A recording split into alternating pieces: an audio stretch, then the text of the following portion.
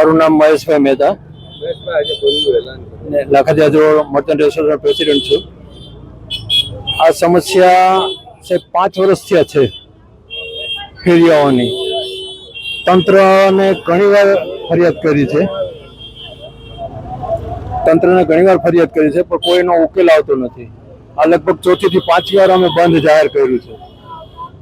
હવે આજે એવું છે કે ભાઈ કદાચ ઉકેલ આવે. ફેરિયાઓ એટલા બધા નડે છે કે આપણે આપણી દુકાનમાં જઈ ન શકીએ. ને રવિવારે તમે પરિસ્થિતિ જુઓ તો સાંગળા ચોકથી આગળ જવું હોય તો અડધીથી પોણી કલાક હાલીને જઈ શકો. બે સાઈડ તો બેસે છે ફેરિયા, રોડની વચ્ચે બેસે છે. ને ક્યાં ગામથી ને ક્યાંથી આવે છે ખબર નથી પડતી.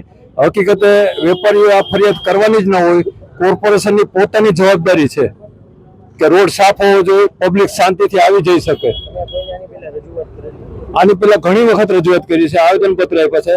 એક વખત તો અત્યારના જે નવા કમિશનર છે, કમિશનર સાહેબે પોતે માથે લીધું હતું કે હવે તમારે કોઈ દી આવું નહીં પડે, હું કરી દઈશ. 15 દિવસ સરખું રહ્યું, પાછું સમુગાનું હતું એનાથી દબાણ વધી ગયું છે. કોર્પોરેશન ગાડી મોકલે છે તો કેટલી વાર માટે? 5 મિનિટ માટે ગાડી આવે, એના માણસો ફોટા પાડી જાય કે રોડ ક્લિયર છે, પછી વયા જાય. 5 જ મિનિટમાં પાછું હતું એનું થઈ જાય છે. દુકાનદારો પણ પૈસા લઈને આગળ બેસવા દે છે, એવી રજૂઆત છે ખરી, પણ હજી કોઈ દુકાનદાર એવા સામે નથી આવ્યા કે ભાઈ પૈસા લઈને બેસવા દે છે. પણ હકીકતે આપણી દુકાન આગળ આપણે બેઠો જ ન હોવો જોઈએ કોઈ. એ તો દુકાનદારની પોતાની જવાબદારી કહેવાય.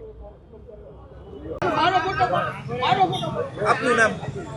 મૌલિકસિંહ વાડેર, રાજકોટ સર લાખાજીરા રોડ વ્યાપારી સંગઠન પ્રમુખ. હવે સ્થાનિક પ્રશ્નમાં એવું છે કે અત્યારે અમારે વેપારીઓએ લગભગ નહીં તો 4 કમિશનર સુધી તો અમે વાત કરીએ, 4 કમિશનર બદલી ગયા રાજકોટ મહાનગરપાલિકાની અંદર. પ્રશ્ન ફક્ત એક જ છે, ફેરિયાઓ અને રેકડીઓનો જે દબાણ દિવસે ને દિવસે બજારમાં વધતું જાય છે.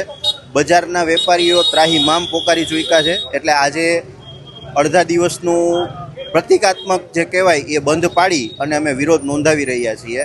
આવનારા દિવસોમાં જો આ પ્રશ્નો પ્રશાસન દ્વારા હલ કરવામાં નહીં આવે તો અમે અચોક્કસ મુદ્દત સુધી અમે આ બંધ પાડશું અને સ્થાનિક પ્રશાસનના કાન ઢંઢોળશું.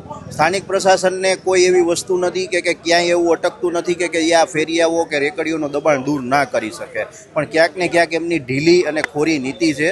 તંત્ર છે એ એક જે કહેવાય ને કે નિંદ્રામાં છે કે હા એક વખત ગાડી મોકલી દીધી અને વાત પતી ગઈ. સામાન્ય જે વેપારીઓ છે એને કનગડત વધતી જાય છે અને જે કાંઈ પણ ફેરિયાઓ જે છે એને કોઈ પણ જાતના માલ જપ્ત નથી થતા. એટલે આવા પ્રશ્નો પણ આવતા હોય છે. એટલે આ વસ્તુના કારણે થઈને આજે વેપારીઓએ બંધ પાડેલ છે. આભાર.